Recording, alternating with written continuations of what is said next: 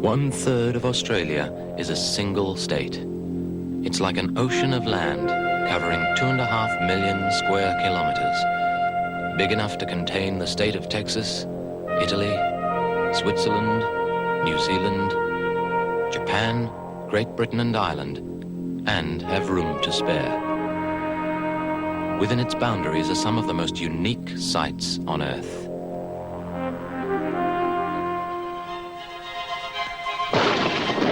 This is the wonder of Western Australia. The beauty.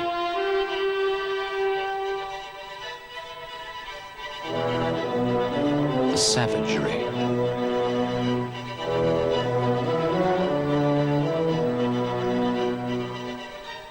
The fascination.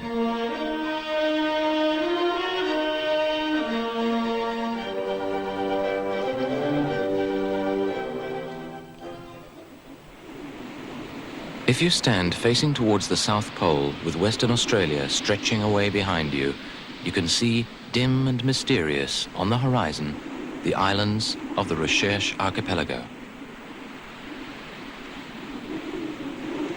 Riding the wind high above the islands, the young Pacific gulls soar over their breeding grounds, the design of their wings helping them to navigate skillfully above the raging southern seas.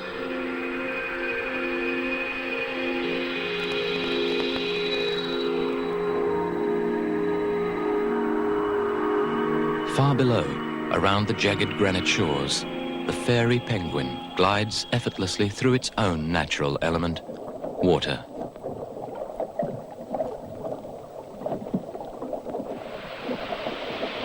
Wings transformed over centuries to streamlined flippers. Feet acting like a ship's rudder for steering. Now totally unable to fly, the penguin has adapted to life in the natural outcrops and fractured rocks around the shoreline, using burrows, narrow gullies and the tunnels between them for shelter, safe from wind and weather.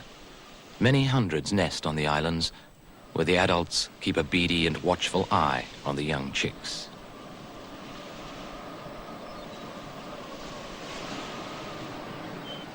Nature has helped to protect the chicks against predators by making them look like rather chubby rocks. As with many young creatures, their best form of defense is to remain motionless until the danger is past.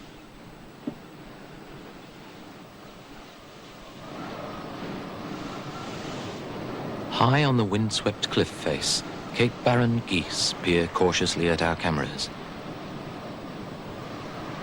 The shyest of birds, and pairing as mates for life, this is the only place they are to be found in Western Australia. This is an even rarer subspecies of only 300 found here. They have been saved from total extinction by complete protection. Even though they are no longer threatened, it is unusual to get within half a kilometer of this alert bird. On the ground, it has an almost prehistoric shape. Many birds are better suited to flying than walking. A Cape Barren goose is no exception. Not until they fly out over the ocean can we film its true beauty.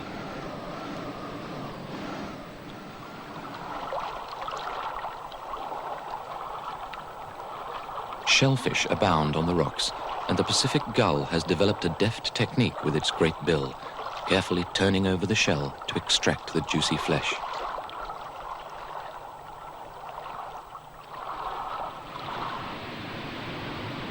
The Recherche Archipelago is scattered across hundreds of kilometers of troubled sea. The great Southern Ocean sweeps up from Antarctica and competes with the long swells of the Indian Ocean. The restless waves of the Great Australian Bight roll in from the east. Huge seas explode on the islands. Taking our cameras below the foaming water, we record the power of these rollers.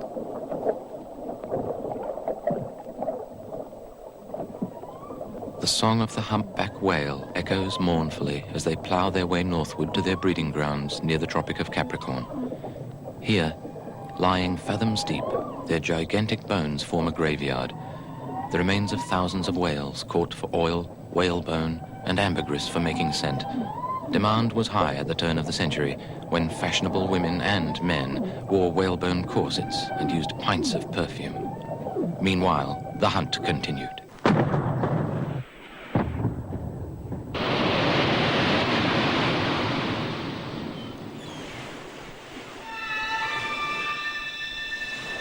Around the coast of Western Australia, flags flutter over the inflated carcasses of humpback whales. From the turn of the century to 1978, over 30,000 whales were caught and processed. Nearly 40 years ago, the captain of a whaler recorded this unique film of his life at that time.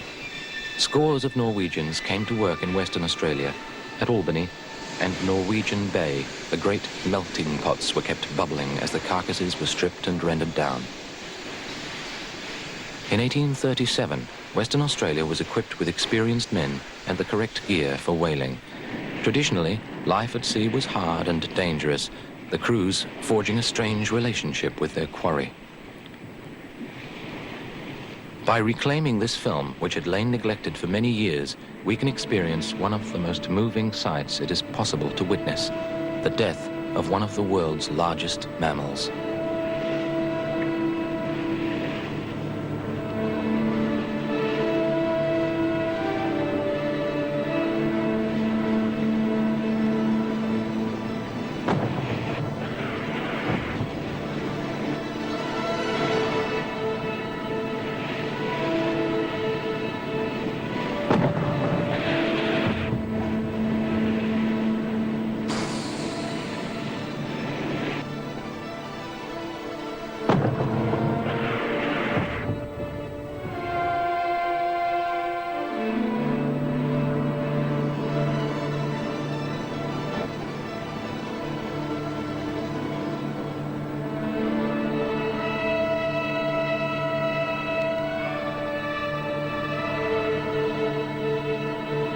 No one realized that, as well as almost destroying the humpback whale, the slaughter would change the habits of the sharks in the area, who were now hunting and feeding in packs of up to 100.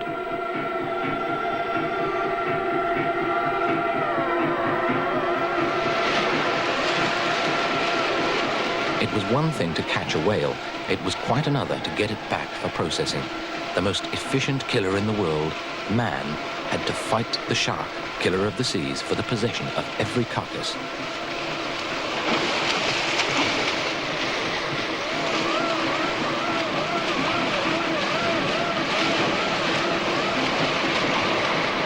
In the raging turmoil of white water, the sharks hurled themselves on the dead whales.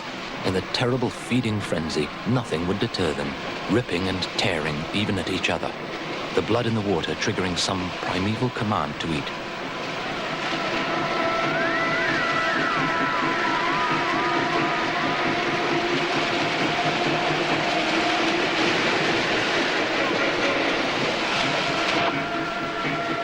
Sharks of 3 and 4 meters fought for possession of chunks of meat.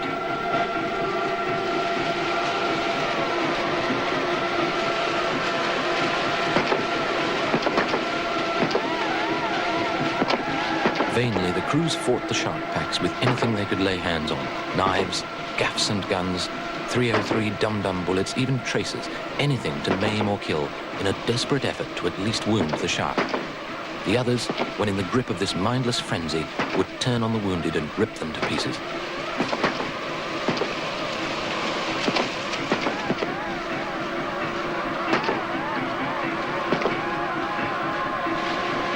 As the morning wore on, more and more sharks joined the pack, totally ignoring the gaffs and guns. They raged around the carcass, which was drawn into the side of the boat for protection.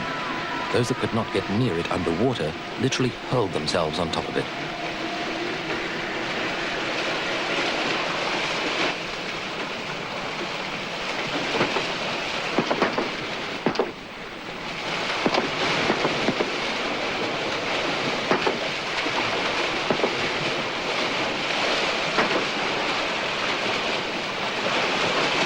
The shark's thick skin was difficult to penetrate, but at last one or two bloated with meat and slowing down offered a slower target for the hooks.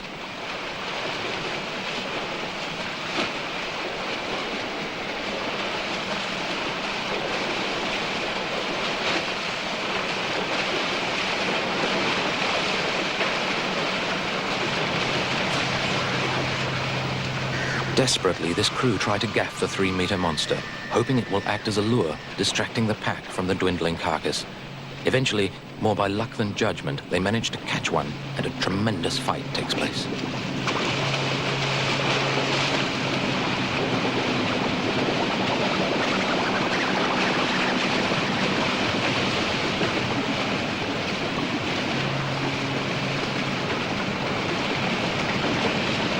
Exhausted, this shark is hauled into the side of the boat where it can be killed and used as bait to draw off the others. Meanwhile, other sharks join in the killing.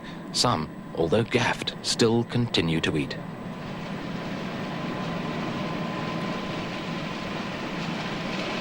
If this shark recovers, it could, with one snap of its jaws, take off this man's arm.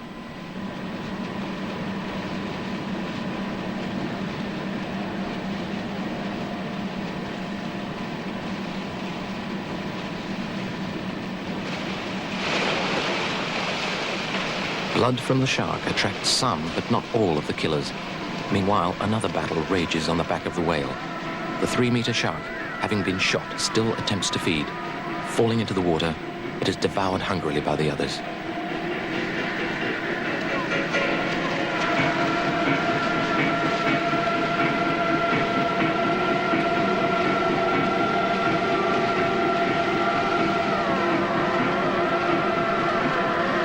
As he leans over the side to film, the captain himself becomes a target as a huge shark leaps out of the water towards him.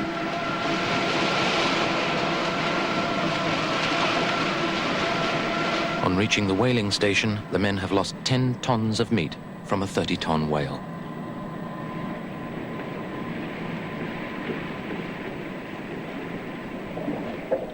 Those whales that got past the boats found their way to warm northern waters filled with strange and exotic sea creatures. We decide to search for one of these, a ferocious fish, luckily only as big as your thumb, but with a king-size streak of aggression. The clownfish lives protected amongst the stinging tendrils of the sea anemone, to which it is immune, decoying other fish to their doom for its host. Perhaps this is why he feels safe enough to threaten and attack us. Or perhaps it's his own reflection in the goggles and mouthpiece.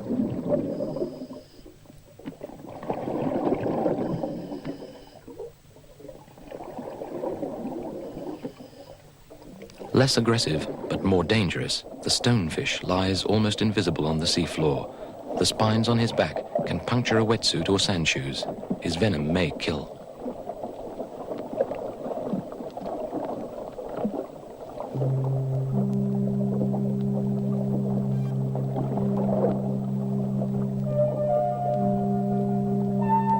This is the sinuous dance of the sea snake. We have been so busy avoiding the stonefish that we nearly run into the most sudden form of death the sea can offer. Some species of sea snake are more deadly than the cobra. This one is over 3 meters long and as thick as a man's arm. Called Hydrophis elegans, it feeds mainly on fish. If this snake decides to turn on our cameraman, there is no way he can outswim it.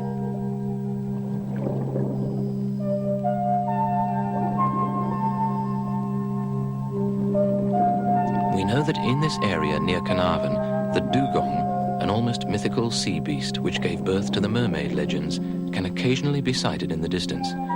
But we're almost unprepared for what happens next. A mother and calf swim into view on the edge of our vision. Spending nearly all their time beneath the surface, the dugong is very difficult to find and film. Consequently, very little is known about them. As we watch, we can sense the love between the mother and child. A mammal, the dugong actually spends a lot of time fondling, caressing, and breastfeeding its young. All too quickly, they pass from our sight.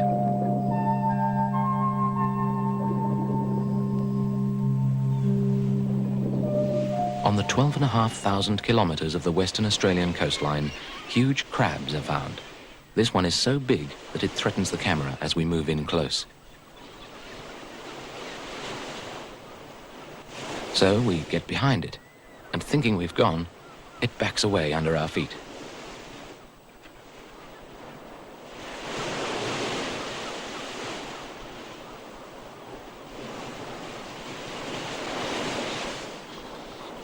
This is the green turtle. Ashore, it appears to swim its way down the beach to the sea, its flippers leaving impressions like a small tractor in the sand.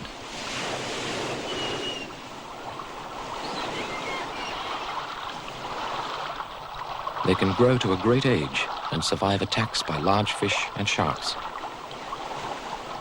Once submerged, they continue on their way by using the same motion, but now less effort is needed. At night, taking our lights to the ocean floor, we encounter one of the strangest of creatures, the southern baler.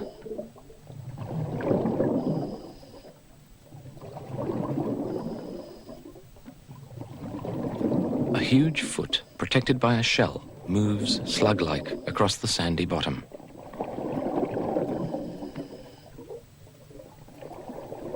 The markings on its side like an Aboriginal bark painting.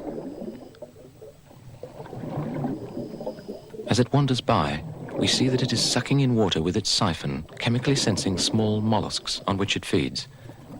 Born complete, about a centimetre long, foot and shell grow up to 45 centimetres when mature.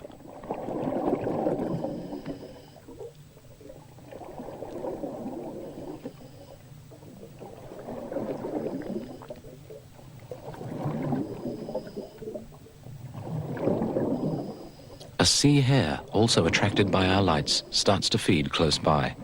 It soon makes off looking like an animated Cornish pasty. It's an algae eater, and its egg capsules float for many kilometers through the ocean currents as plankton, then, after a few weeks, sink to the ocean floor to change into this adult.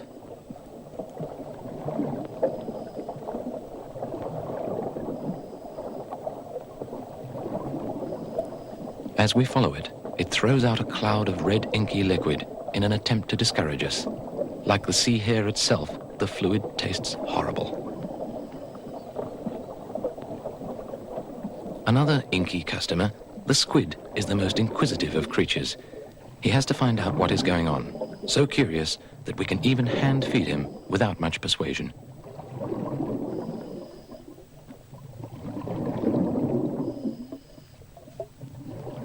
After a little cautious thought, he has to find out what it would taste like.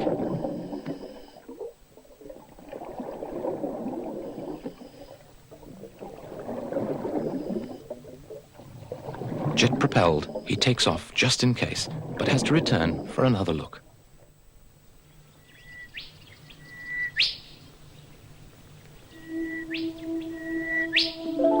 The Tropic of Capricorn not only straddles the whale's breeding ground, but bisects the great stretch of Western Australia known as the Pilbara. As the sun swings below the horizon, we can observe some of this region's spectacular wildlife. The gigantic orb weaver spider, as big as a small bird.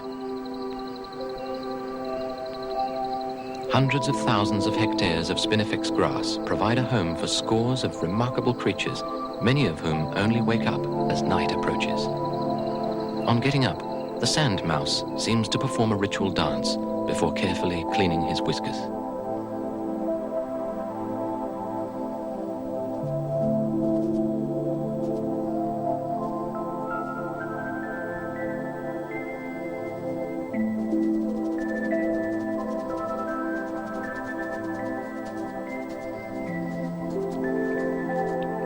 After a while, his toilet complete, he is ready to feed on the tasty spinifex seeds that litter the floor.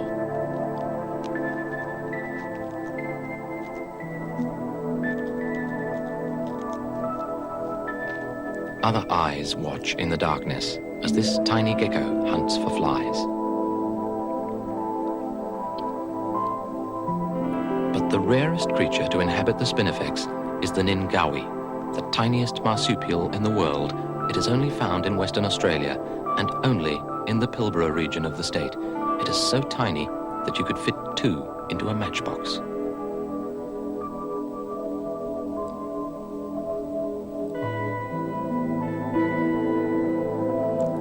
Living deep in the protection of the spiky spinifex, it has another quality that it shares with lions, tigers, and leopards. It is a ferocious killer, a carnivore.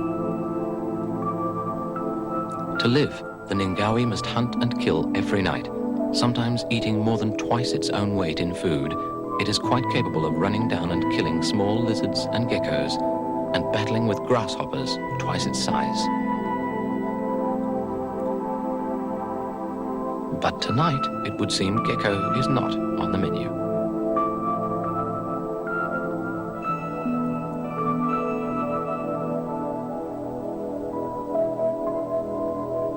Here, an Ingawi has caught and killed a grasshopper. Now we can see the sharp hunter's face, so unlike a mouse.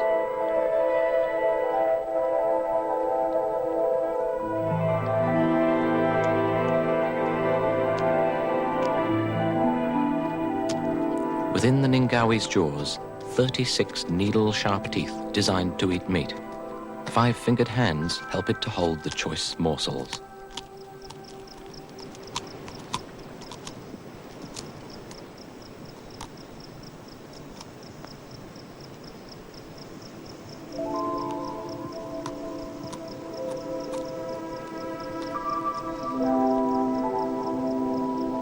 To our surprise and delight, when the Ningawi has finished gorging, it immediately starts to clean and preen itself.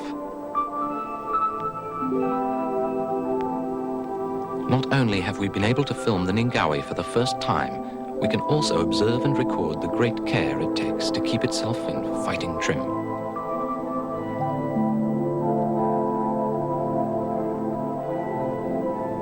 Living only an average of 18 months, it can be born in the spring and die in the autumn of the following year.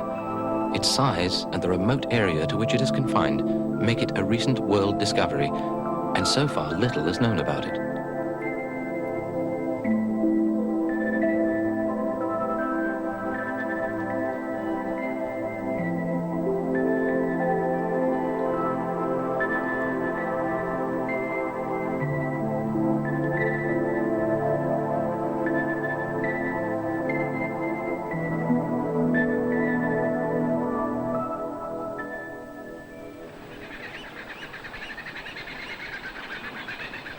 As the first faint light of day returns to the Pilbara, the Ningawi goes back to the protection of the spinifex, which traps a layer of insulated air, cool by day and warm by night.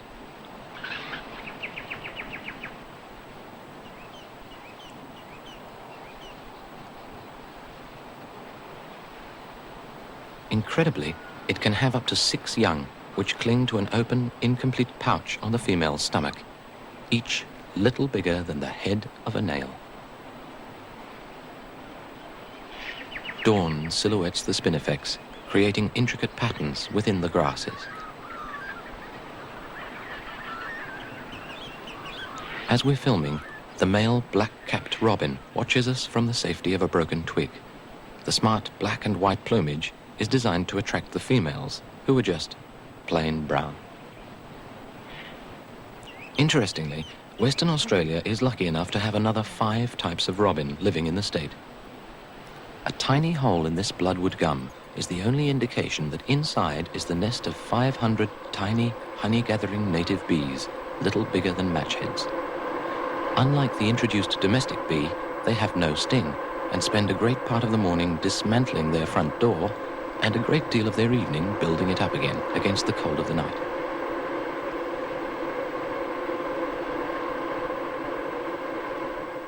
Of the 510,000 square kilometers of the Pilbara, a high percentage is almost solid mineral wealth. Whole mountains of manganese and iron ore have stood undisturbed for centuries. The early morning light catches the shiny metallic surfaces of this rock, which is almost 70% iron ore manganese. Growing from it, a most extraordinary tree, which thrives on this metallic diet. Seeds from the tree blow into tiny fractures in the rock face, and when the rains come, the seeds swell, trapping moisture within, providing the seeds with enough water to germinate and grow seemingly straight out of the rock.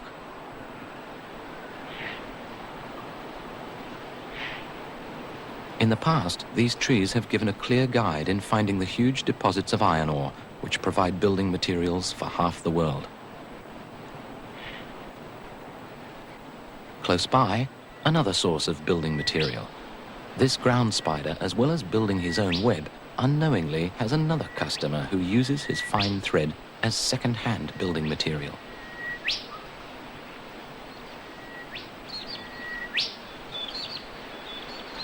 High in the snappy gums which dot the rolling plains lives the smallest bird in Australia. Its nest of leaves, feathers, small twigs, grass, bark, insect cocoon and plant fibers carefully stuck and threaded with the spiderweb. This bird prefers the swaying branches on the weather side of the tree, where its nest can have maximum movement in high wind, a precaution taken by the architects of skyscrapers. Enter the wee bill. This minute bird weighs 4 grams, or the equivalent of a small house key, and is about the size of the average thumb.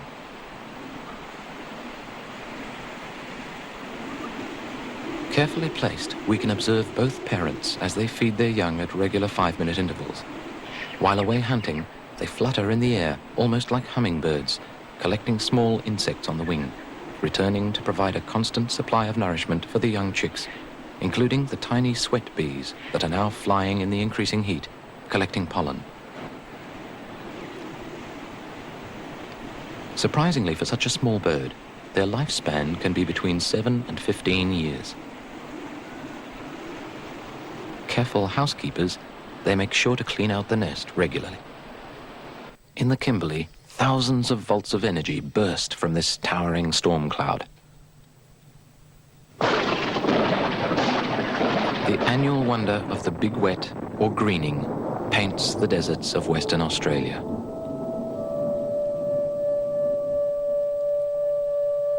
Feed springs up almost overnight, and the brumbies, the wild horses of Australia, grow sleek and glossy. As the rain soaks into the hard-baked ground, the combination of warmth and water germinates seeds that have lain dormant for months. Whole pastures appear as if by magic. Spinifex grass grows in its mysterious circles, giving the landscape a lunar look.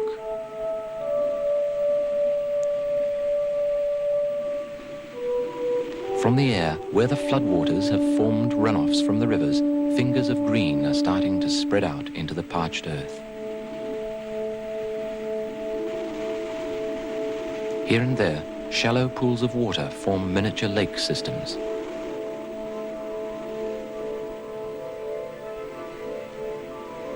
To the lakes come birds, like this black-fronted plover, delicately feeding in the tropical heat. Deep muddy pools and river outlets provide a home for the green tree frog. In the few short weeks after the rains, thousands of them are living and breeding, watching us from the safety of their new homes.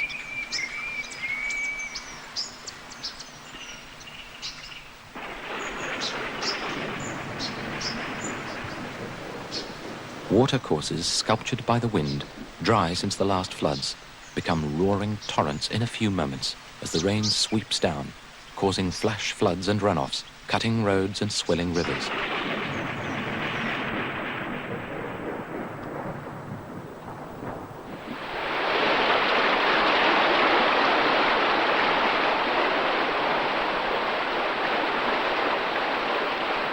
Thousands of tons of earth are washed away every year.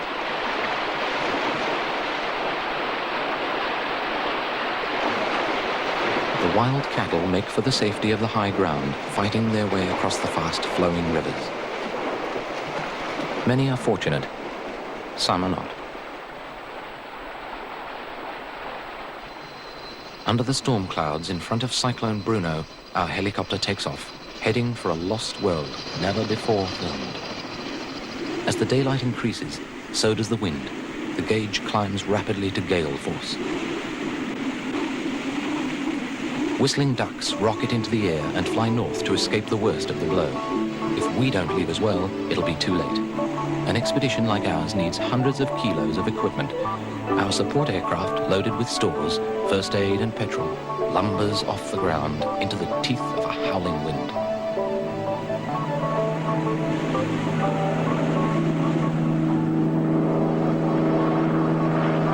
Thin ribbons of cloud from a cold front drift below us as the supply aircraft just gets away on time. The cyclone is only hours behind us. Further north, the helicopter has outrun the weather. Ahead, some of the most difficult and spectacular country on Earth.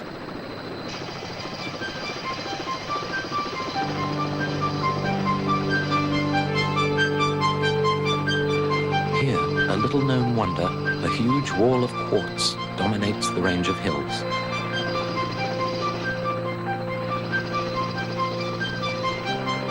Over thousands of years, the elements have worn away the softer surrounding earth, leaving thousands of tons of fractured, exposed quartz, giving Western Australia its own Great Wall of China as a monument to nature.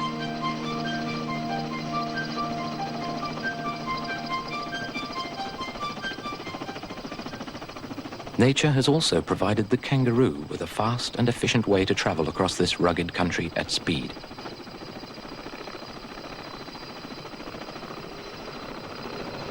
Swooping down, we can see how the legs swing easily backwards and forwards, propelling it along. Suspended between them, the body hangs motionless, balanced by the tail, leaving the head almost still, giving it a clear forward view. All this at 30 kilometers per hour, in country that would stop a tank.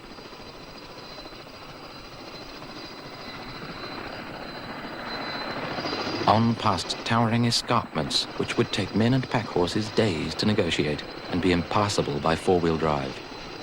On the plain far below, the descendants of an earlier form of transport brought from India by Afghans at the turn of the century, the camel.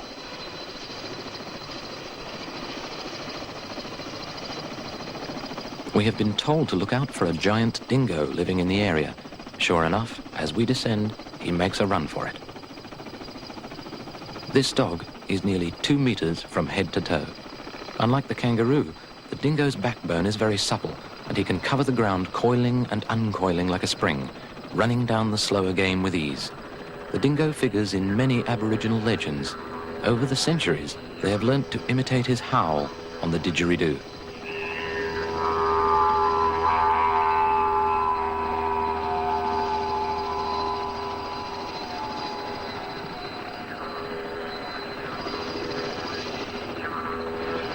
The Brolgas are also flying north. By careful maneuvering, we can record their stately flight from just a few meters away. They have been seen flying at immense heights by airline pilots.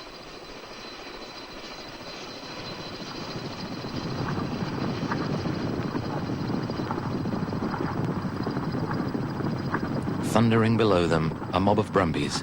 As they pour underneath, we can see a third type of locomotion, a rigid backbone with the legs and muscles doing all the work. These horses, descendants of the settlers' domestic animals, are some of the most sure-footed and hardy in the world.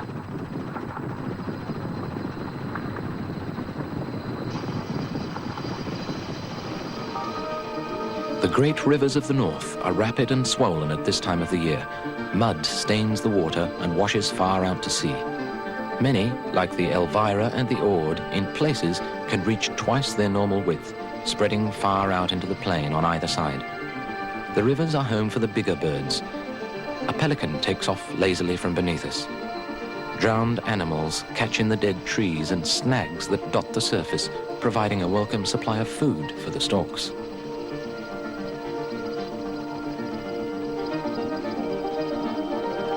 Very plentiful here, the jabiru storks become a hazard to our helicopter as they rise from the water's edge. Now we can film these spectacular birds as they fly with us.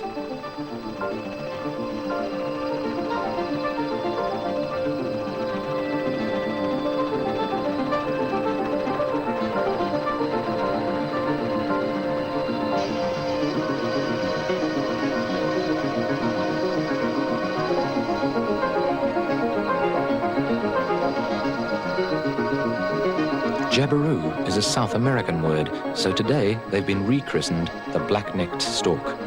The young develop their long legs in the egg and emerge, unfolding them unbelievably to stand shakily on their long stilts.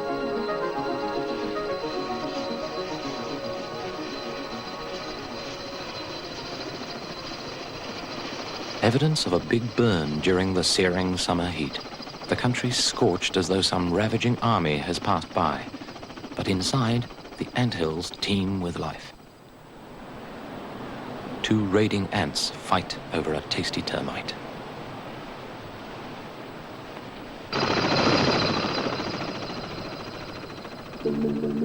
Suddenly the country changes. We enter the mouth of a tree-lined valley.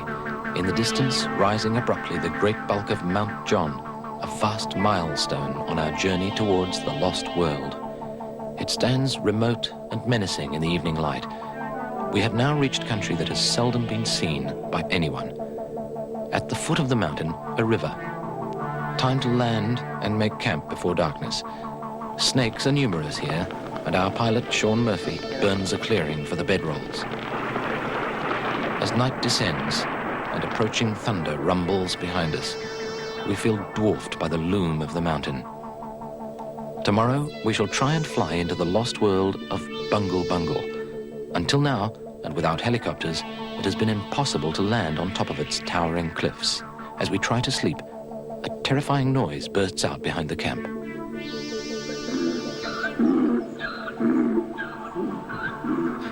A wild donkey is telling us that we have camped across his path to the waterhole. Next morning, as the first yellow light filters through the clouds, Mount John stands in our path like an ancient, flat-topped pyramid. We would like to investigate the plateau on top, but the cyclone is still threatening, and with limited fuel, we must make our final dash.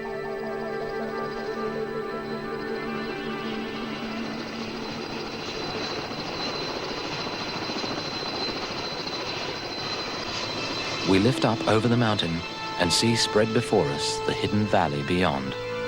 Surely we will find nothing to match this.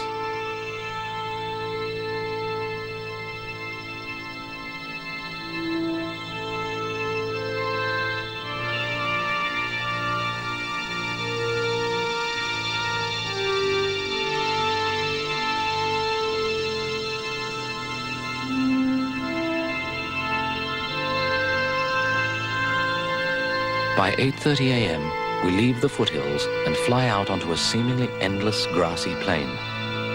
We have been told about this lost world of Western Australia, and now in the distance we see it, a thin line of blue standing like some giant Ayers rock on the horizon.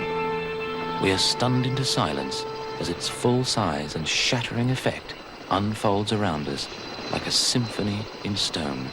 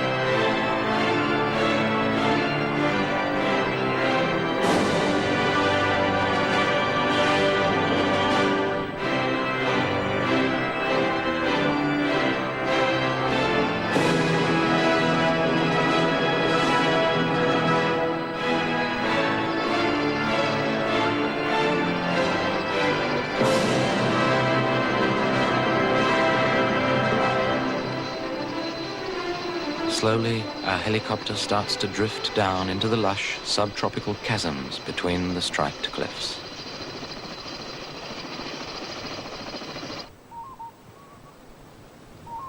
On the valley floor, toadstools sprout in the shade of well-established and luxurious trees. The grasses are thick and lush, and teem with insect life as cool breezes from the rivers gently stir their leaves.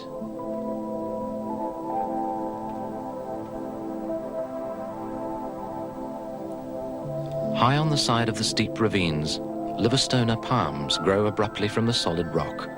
They first grew in Australia when the climate was wetter and have continued to live here for the past 60 million years.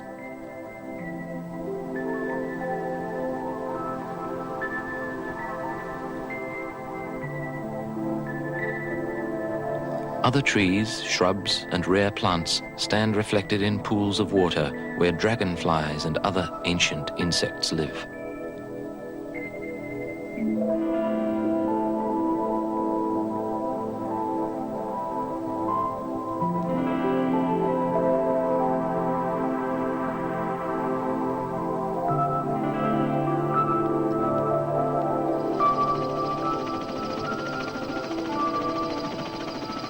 Looking no bigger than a grasshopper itself, our helicopter rises past these cliffs, which tower sheer, brittle, and unclimbable for over 300 meters.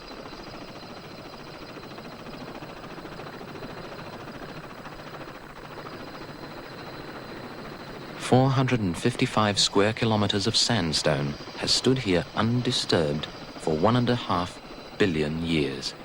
Before that, it was, incredibly, the floor of a vast ocean. When the continents shifted and the Earth took on its present form, these rocks emerged and the elements began the long process of carving this wonderland from the sandstone.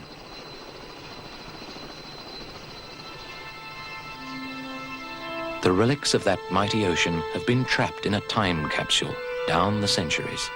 Fossils, shells, rocks, fish and plant life lie preserved in the stone. The wind roars through the fantastic and unexplored gorges, shaking our tiny helicopter as we fly home past cliffs no one has seen, right in the heart of this lost world, Western Australia's greatest wonder.